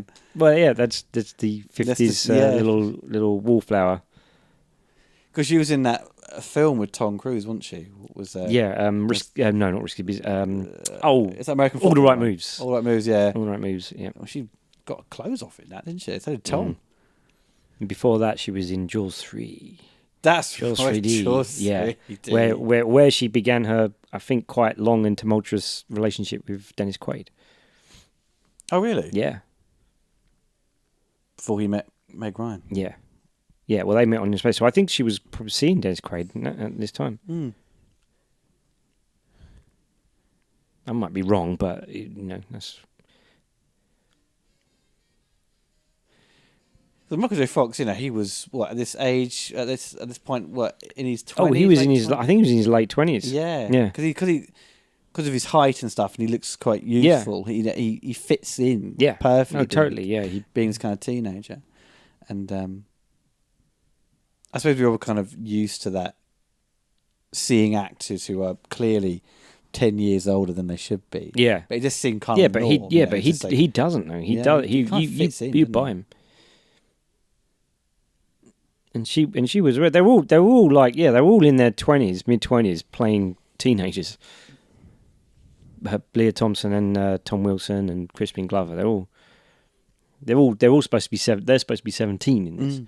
Yeah. And they're all like You think 25. 17-year-olds now, you just like, you always Yeah. get the odd one or two who are just like, you know, Yeah. who are just maturing too quickly. Yeah. But most of us do look like kids. But it's not quite Grease. Grease, but where everyone everyone in John is where like, you know, everyone looks old 34. enough to be like everyone's mum in it. Or something. Yeah. It's Stockard Channing as well. It's like she's not a schoolgirl. See, when she kissed him, she'd have gone a bit time cop. Yeah. At the end, where Van Damme kicks Ron, was his name Ron Silver or something? Yeah. It's the other guy. And the other Ron Silver, they all morphs. Mm-hmm. But this is good. This suddenly it's just a little hint that, you know, If it's not, something's not something's right. not right. Yeah. And she can feel it.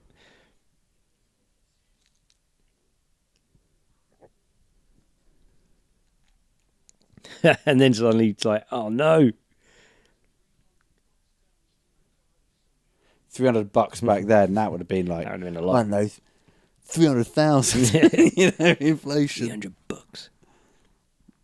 Look at what we have here.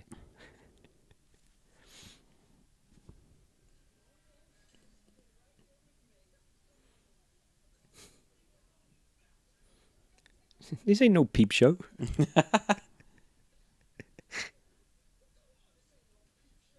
It's like you couldn't even wear those 3D glasses at night time. God, Yeah. it'd be such a struggle to see. As when they all get out of cold, the smoke and the jazz music. Yeah, they call them a spook, don't they? Yeah. Like it's an old kind of racial Yeah. term, isn't it? Yeah. Yeah. All the smoke. They put a lot of stuff in the back of their car. I don't think they'll be able to see out the rear view mirror.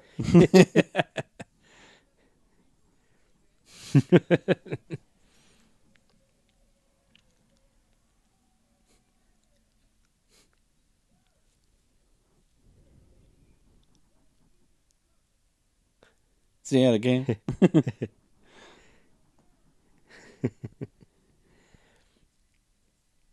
It's great. It's such a great setup.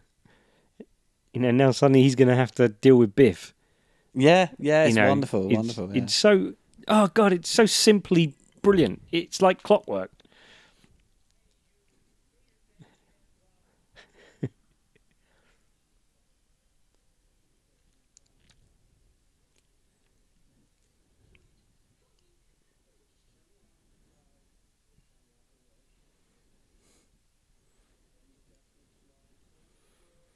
And everyone cheers. Everyone cheered at this. I mean, I remember people clapping when he says this. When he, not when he punched. When he doesn't walk away. Oh, really? Yeah, I remember people clapping. Usually it'd be the the It's reaction usually- to the punch. I think a few people did clap at the punch, but it's that moment where he doesn't turn away.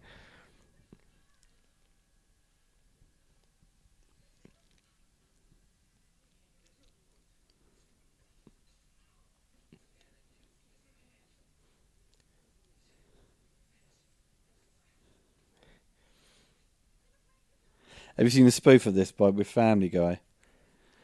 With I'm sure I have. Brian. I'm sure I Brian sings Rick Astley song. have. Oh, Yeah, right, yeah. Never gonna give you up. This is a great punch. Oh, that's good because you got like this Yeah. great edit. Yeah, it's like a two double. It's a spins. double edit. Yeah. Yeah. Yep. Oh, this is brilliantly edited. This film, and we're coming up to what I think is one of the best edited sequences in cinema history. The dance number? No, the clock tower stuff. Oh, I think it's Which one, the best bit when he's waiting for Marty? He's like, damn, damn. damn, dun, dun, dun, dun, damn. That's how score can really work well. Yeah, how yeah. score makes It's comedic. comedy work. Yeah, Yeah. definitely. Yeah. Things like Henry Mancini was such a pro at. Yeah. you know, Oh, sort of yeah, thing. yeah.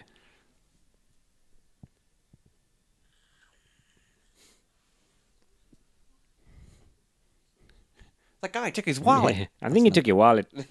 Yeah.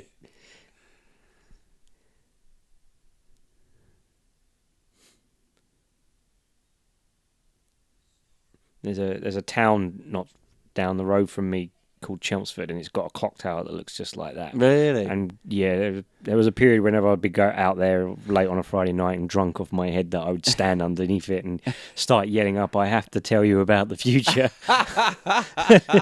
Oh, God. Drunk Brad yelling up, "I have to tell you about the future." Yeah, a few of my friends can testify to trying to drag me away from doing that.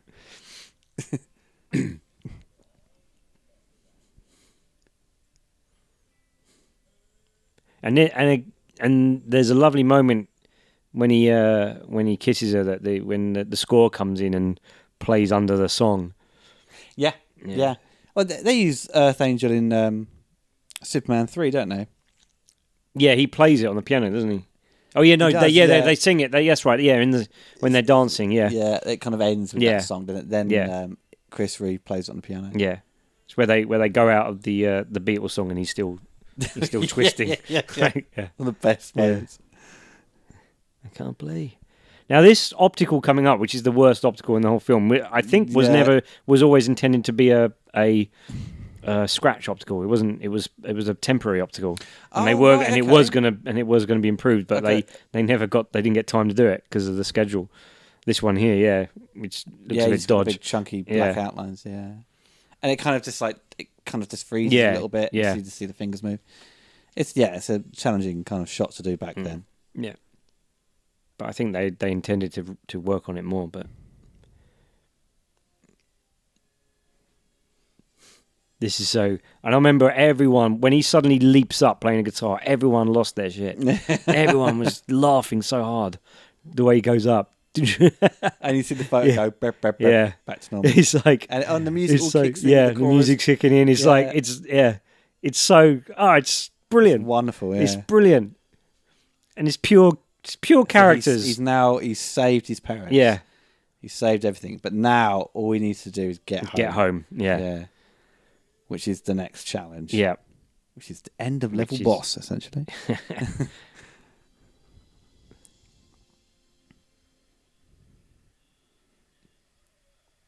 That's one of these great moments where you have... you never experience it because, well, I don't know. But it's like having music being played to you that is so radically new and different. And seeing people's reactions to that. Yeah. You just love to go back to I don't know, 1800s and just play some sort of synth music. That was like, what is this? Blow their mind. This witchcraft. You know? There's a thing. It's like anything. It's like without the progression to get to somewhere, you it's always a slow evolution. It's always a slow progression. So you're seeing that change. It's like seeing yourself age. You know, it's like I mean, I think it's like, you know, I'm sure one of these days we're going to have an in-depth conversation about CGI and stuff like that. But if you took a movie now that we regard as fairly mediocre CGI and took it back to the 70s and showed people, it would blow their minds. Oh, it would. They'd be like, definitely would. That's real. What's going on? Yeah. You know, it's just in context and then the progression to get somewhere, and that's where this actually gets that. Just suddenly he starts going all a bit mental, a bit. I suppose it'd be like someone, you know, back then, seeing these teenagers getting the opportunity the first time to hear Elvis Presley or something. Just be like, whoa. Yeah, it was. Yeah, that's why all those little leaps that happened did create such a cultural change. I love that shot. That's a great camera shot. It's a great shot. Through her legs. Yeah. And right up to the guitar. That's, you know, I love that. I think wonderful. I think Zemeckis always brings that shot up as him cringing when he watches it because it's so wobbly. It's such a wobbly old crane. And I'm like, no, I love the wobble. It's fine. If only Marty just kept control of you know his playing, because he just he could have got away with that. Introduced this new sound, but then he just ruined it by just going it full on 80s. Yeah, no, I know. By having to start kicking over the just Hendrix it up speakers. But It's funny though. It is the now I, you know, we're always having conversations about scripts and things like that, and Back to Future is considered not just by me but by loads of people as one of the best examples of a script ever written. As in, it's structured so perfectly, it delivers, sets up and pays off delivery. It's all that. But the one thing that I always bring it up as is whenever everyone's talking about, you know, the arc of the protagonist. Yeah, Mike McFly has no arc in this film. He really doesn't. He doesn't. I mean, The really arc doesn't. Of him actually, no, he doesn't actually change, does he, as a person? No. I don't think. He's an observer. He's an audience surrogate, an observer. He's an instigator. He's the cause of everything, and he sorts it all out. But he doesn't actually change as a character. And I always bring this up whenever people get too caught up in that argument. I say Mike McFly. He has the smallest of arcs you could ever have. I'm sure there was a discussion brought up, maybe a little bit early to mention it, but I think we'll try and bring up when it comes to it, but about the car and stuff, that it was that monetary kind of thing he desires, that a product, not just... Well, they questioned it. Like, he just desires this vehicle and gets it without... Yeah, he gets reward. It's all monetary reward, and it's all... Yeah, but really it's more I think he's, you know... He's got more. It gets more throughout seeing his parents happy with, you know, and they're happy with their lives and all that stuff. And I think that's where the real reward and heart is. But it's still very slight, you know, which is why they shoehorn his, you know, his fallibility in the sequel. Suddenly he has this problem with being called chicken, and you know, that's right. And that all, you know, which never sat right with me. That always felt a little bit, shoehorned in out of left field. But they felt that they needed to do something to give him some kind of arc because he didn't have one in this one. But I think it's fine. This to me, I use it as an example. Is you don't have to get so het up on those rules of screenplays. Sometimes it just feels right. Here we go. This is yeah. Then he's got 2 watches on his wrist and he goes, damn. But I think coming up now, this is one of my favourite scenes in cinema history. This whole sequence is, it's to me, it's the craft of filmmaking, you know, turned up to the 9th. I love it.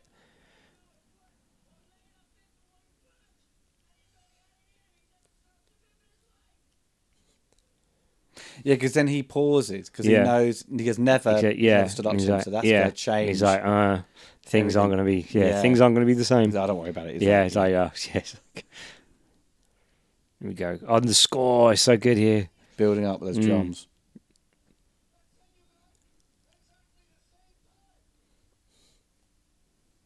Maybe like you never left. I love it. He says goodbye to him, and it's it's so very moving. It's emotional, because because at the time, if you've seen it for the first time, you don't know the outcome. Yeah, like is he going to be alive or not? Yeah, and you so want him to be. You've fallen in love with this guy so much. Yeah, you love him so much. He's one of the greatest characters in cinema.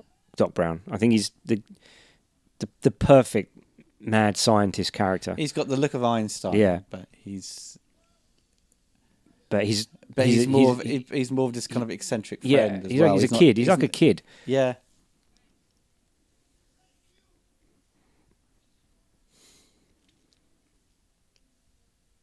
Yeah, it's such a lovely little moment. The camera racks on him. Yeah, a little track in. Yeah. I hope so.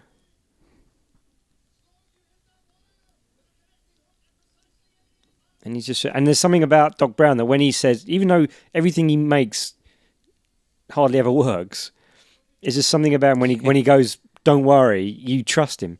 Yeah, at this point, you could have forgotten that he's maybe that he's a bit of a clumsy inventor. Yeah, but I think he's just trust him. Yeah, you know that he won't. So much conviction in what he said. You just feel that he won't risk someone's life, or certainly won't risk Marty's life. That he really know his shizzle.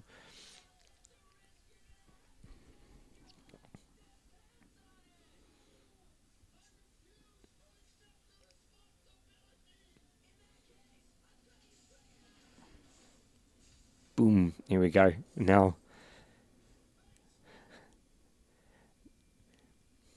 and then all the obstacles start to happen. It's one of the greatest moments when he finally gets there and the wires won't reach. Yeah, It's such a good He moment. sees the car come. He's Yeah. like, He's- it's just great. To sort of tease the audience. Is it going to work? Is it going to work? Mm.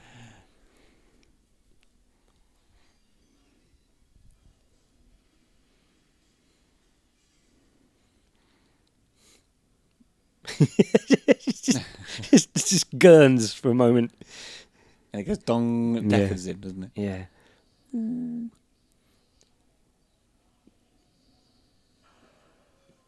This is so good. And in the original draft, they got the power from a nuclear explosion. Oh yes, that's right. Yeah, they went out to a nuclear testing site and did it. But because this is all like the old, the fear of the atomic age. Yeah, exactly. They had the whole atomic thing in there. But but how this is a film about time travel, which is so appropriate that the center of it all is a clock tower. It's so less adventurous than an atomic blast, but so much more appropriate. Yeah, just so it's all it's thematically perfect. The image of Doc Brown, the time traveler, hanging off a clock. And it goes back to that sort of, is it Buster Keaton kind of thing? Yeah, where they're hanging on top of his clock. And in that opening tracking shot, there's a on one of the clocks. There's a man hanging off one of the one of the things. Yeah, so yeah.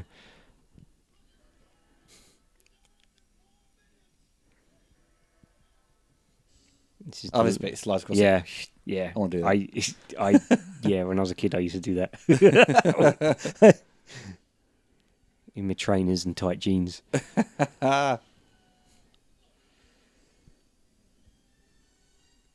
we go.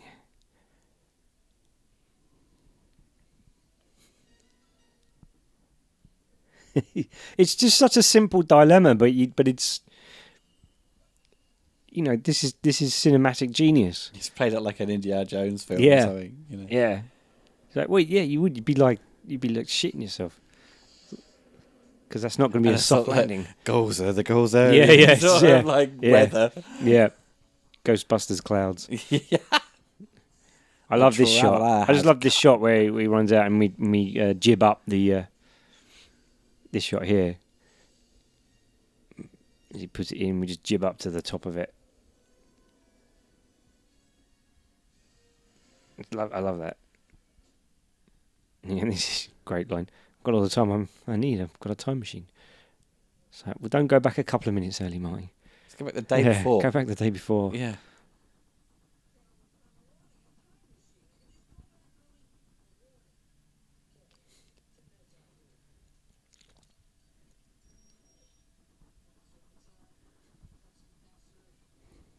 Vaccine. All right.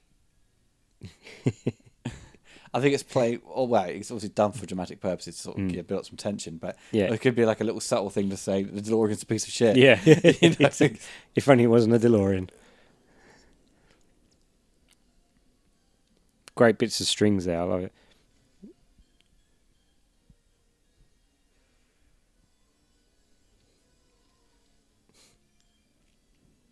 You're really stretching with him as well. God.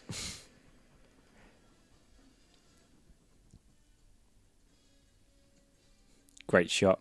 Although he should turn his lights off, he'd probably get better ignition. But yeah. It's so good.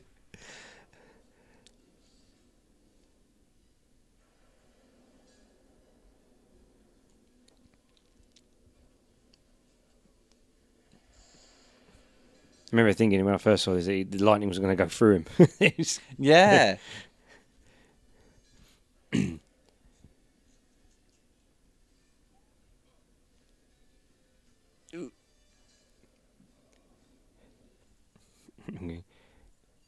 It just starts. It's like just headbutts the Yeah, steering it wheel. doesn't headbutt your steering wheel would start a car, but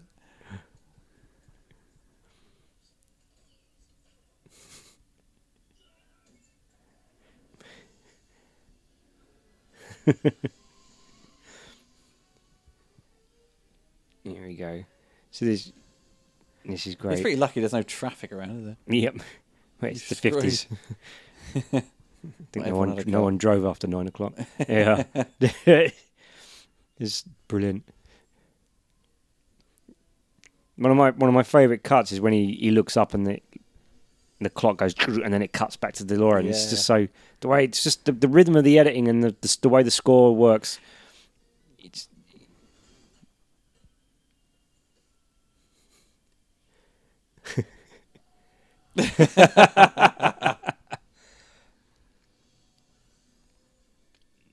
this is the stuff. I love it. I can't help but nod to this stuff. I love it. And he looks up and ding. I love it. Yeah, because DeLorean couldn't go past. I think it was like 85 or whatever it was. Then I think or maybe like 65. I think the original dial. They had to change it. Right. Yeah. Increase the speed.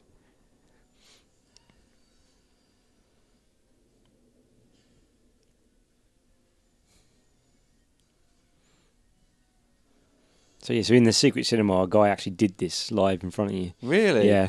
Fucking It hell. was in abseiled down.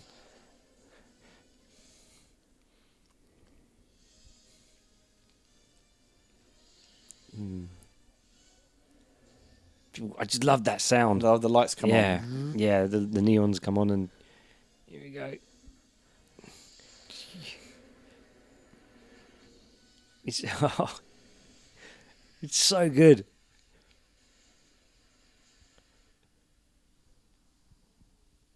Does this have the drunk guy? That number 2? Crazy what was drunk it? driver. Yeah, that guy. Yeah, yeah. Was it Chester something or Buckflower or something like that? Yeah, he's a One of John Carpenter's guys. Where we used him quite a lot. yeah, that's right. Yeah, crazy drunk driver. And of course, if you've seen the second film, you know that Marty's going to come running around that corner in a minute.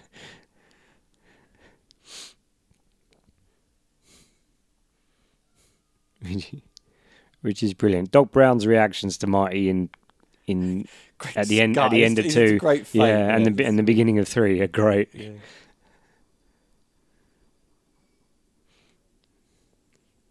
That's a There great we go. transition. Yeah, it's brilliant. You know. Simple. Just have a helicopter fly over and suddenly you know you're back. There we go. Yeah. Yeah. I think that Californian raisin company that's all there, they paid like a fortune for a bit of advertising. Really? Some producer or associate producer persuaded them this would do to raisins what E.T. did for Reese's Pieces. And they weren't too happy with the end result. Crazy drunk driver. Crazy drunk pedestrian. This is number 2. That one. Crazy drunk pedestrian. Yeah, some of those gags are a little bit false, I think, in the second one. Yeah.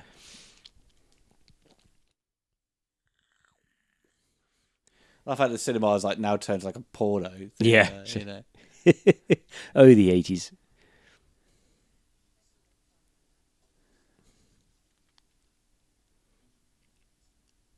Oh, so the extra 10 minutes he want is now going to be taken because he's got to run. He's got to run. So he should have put 20 minutes on. Or 30 minutes. He would have been fine. Yep. And then the Libyans go by in their VW van.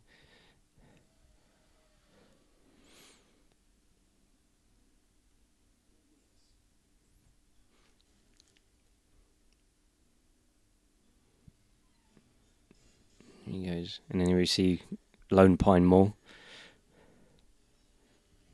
Oh, yeah. Oh, Yep. right, yeah. Lone Pine Mall. I completely Yeah. forgot about the lone one.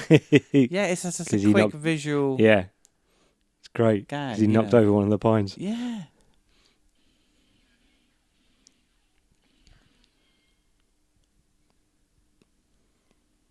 It's weird seeing it now from a different perspective all the time. Yeah. It's- Yeah.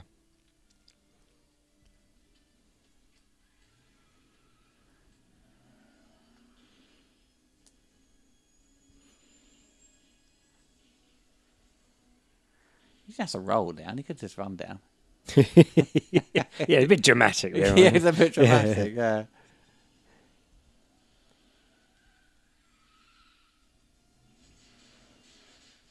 Boom. So apparently, Spielberg didn't want Silvestri to do the score for this because Spielberg hated the score for Romancing the Stone, and then but Zemeckis knew that Silvestri could do it, so he didn't let him go. He kept him on, and then I think they're in a preview and Silvestri had done some of the music, and Spielberg heard the music, and he turned to Zemeckis and went, "That's the kind of score you need for this movie. Whatever music you put in there." And he went, "Yeah, that's Alan."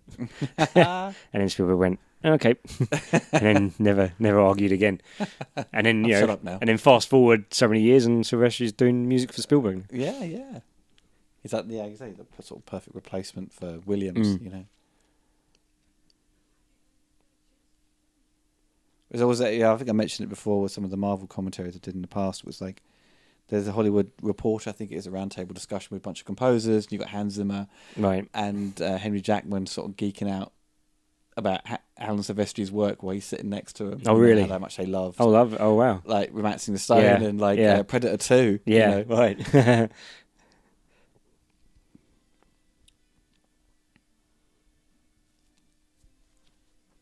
Yeah. Well, he was pretty young when he did this. He must have been. I loved his work on Flight the Navigator. Yeah. Yeah, it was a really good score. Like, well, pure synth. Yeah, it was a synth score. Yeah, he did Cat's Eye as well, the anthology Stephen King film.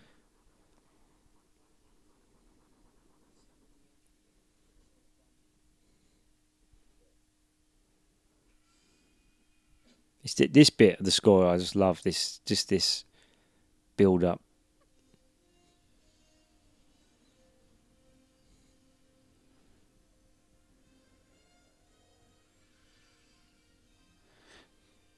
Dun, dun, dun, dun. And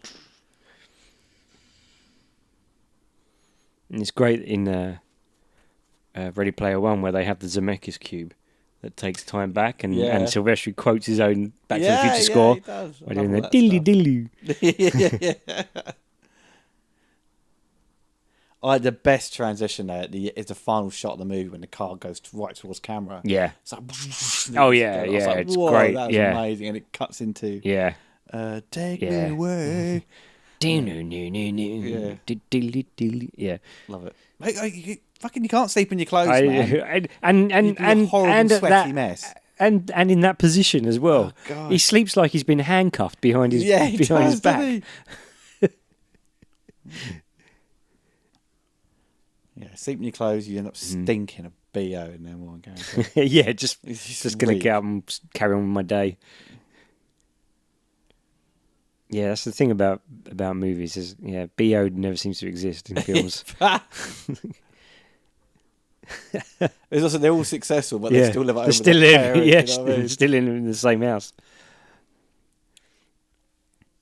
It's like, exactly. So if you go too deep and just like, well, if they were so successful, they probably wouldn't be still living there. They'd have gone somewhere else. So. See, he's now, his brother's now being promoted to like head reporter of Daily Planet. Yeah, yeah. I always wear a suit to the office, because he was in his McDonald's uniform before. That's right. Yeah.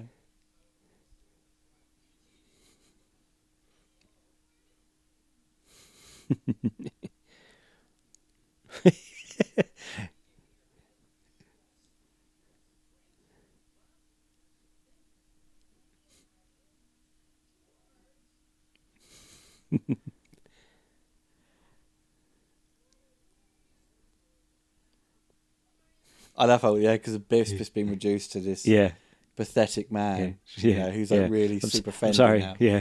So I'm just starting this. I love that. I like how we see him in the sequel though, and he's like, "What the hell's going on here?" Yeah, it's like, what the hell's going on here?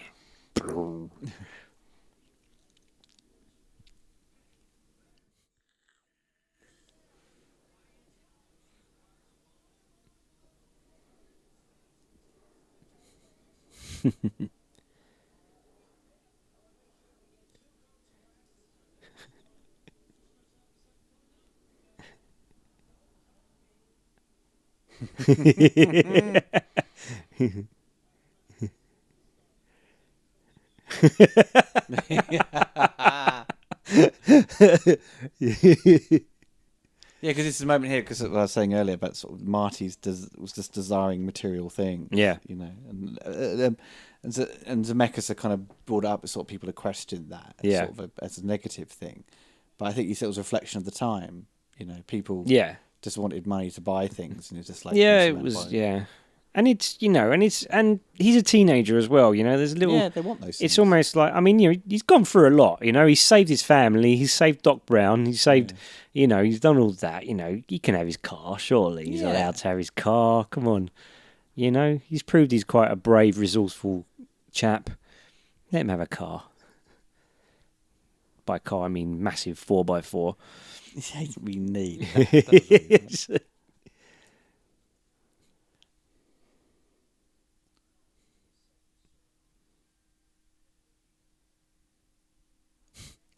Look, when Doc Brown jumps out of the car, the way Marty looks at Jennifer, is it like because he's like, how do I explain this? This is a little look. You just see it.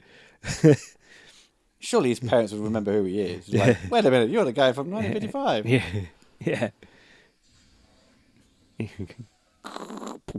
That's clear stunt man. Oh my God, I love it. Here you go. Right, look, watch Michael J. Fox's face here. It's like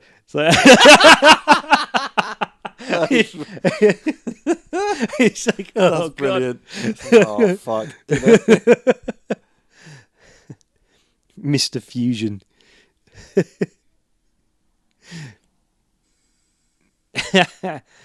Now, Zemeckis claims that they got phone calls from mysterious people asking what they knew about nuclear fusion. Really? After this, yeah.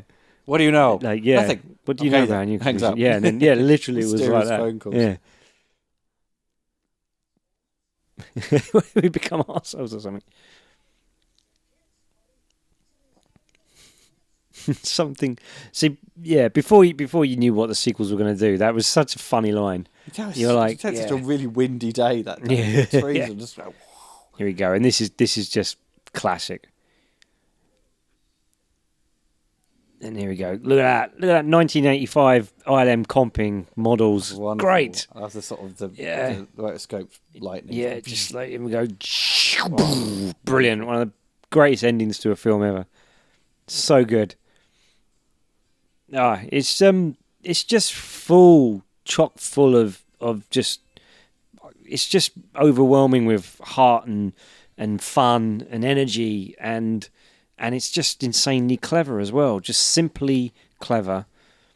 As you said earlier, very early on, was like it's a tight screenplay. Yeah. Nothing is baggy with this. No. It just works. The entire plot from point A to point B. Absolutely. You know, each act, start, middle, and end. Yeah. Just all work in sync. Yeah. And despite its kind of, a younger person viewing this go, oh, that's a bit of a wobbly effect or whatever, and also the 80s-ness of it in some areas. But I think it is ultimately timeless. I think it's very timeless. Yeah, I think there's only one wobbly effect in it, and that was actually an effect that wasn't supposed to be the final one. Yeah. And yeah, the 80s is, well, the Huey Lewis stuff is probably dates it a bit, but in an awesome way, not in a bad way. But other than that, I think it's totally timeless. But it's also, I mean, look, what's it running at, an hour 53? Yeah. This is why I'll say time and time again, this is how long movies should be. They don't need, unless 2.5 hour. No, not at all. I mean, some do. You'll have your Schindler's List, and you'll have your Lawrence's Arabias and things like that. But if you're going to tell a nice adventure story like this, why it needs to be smart and quick and fast, and see, the thing, people, everyone apparently our attention spans are useless now, but to me this movie flies along, and it's you know, if you were watching another movie this summer, you probably got another 45 minutes to go. Yeah, you know. yeah. And it's about this point where I'm like, okay, I've had enough. I didn't realise the guy who wearing the 3D glasses was called 3D. Yeah. Yeah. Yeah. I don't think did they call him 3D in the movie? I don't know. Well, he's never named. I think that's he's just called that because he was wearing 3D glasses. Yeah. It's probably not in the script as that.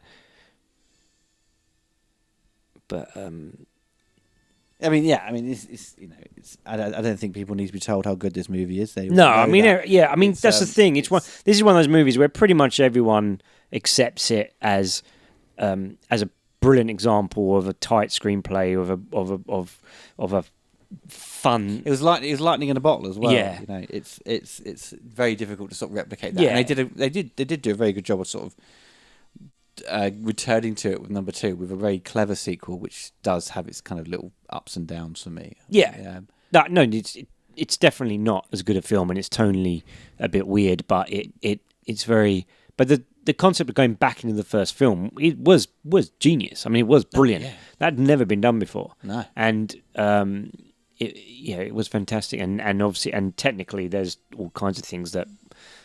It's, as we've had discussions about, that blow my mind about that movie, but this is, you know, this is one in my top 3 favorite movies of all time. This is literally one of those movies that made me who I am. Really? Yeah. Oh God, I love it. Brad is Back to the Future. Oh God. It's definitely my top 10, I'd say. Yeah. Yeah. And maybe I don't know. Maybe not in my top 5. So it's a tight one. There's so many good films. Yeah. That's the thing, you know. My top 10 has got about 100 movies in it, you know, because how can you do that? How can you pick the best 10? Well, everyone, that is the end of the commentary. And I hope you enjoyed it. Me and Brad will be back with a commentary to Joe Dante's classic movie, Matinee. Mant. Okay, everyone, take care and goodbye. Goodbye.